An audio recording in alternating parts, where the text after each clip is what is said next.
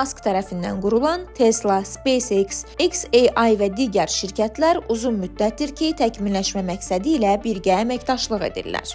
Əvvəlcə elektrikli avtomobil istehsalı ilə məşğul olan şirkətlər hazırda süni intellekt texnologiyalarının istehsalına mühüm yer ayırıb. Elon Musk şirkətin qazancının robotlar sayəsində 4 trilyon dollara qədər yüksələcəyini düşünür. Onu bu fikrə sövq edən səbəb isə Optimus insana bənzər robot texnologiyalarının gələcəkdə bütün sferalarda mühim yer tutma potensialıdır. Elon Musk 2027-ci ilə qədər 500 min ədəd Optimus robotu istehsal etməyi hədəfləyir və bunun şirkətin əsas gəlir mənbəyinə çevriləcəyini bildirir. Onun fikrincə bu mərhələyə şirkət qısa zamanda çatacaq. Robotların satışına 2026-cı ildə start verilməsi gözlənilir.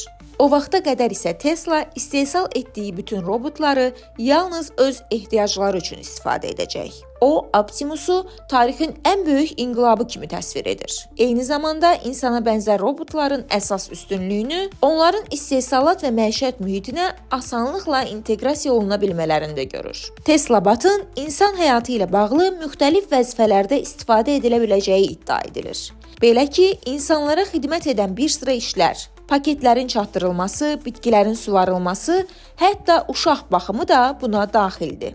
Musk bu robotların məişət işlərindən tutmuş ev heyvanlarını gəzdirməyə qədər bir çox işi öhdəsinə götürə biləcəyini ifadə edir.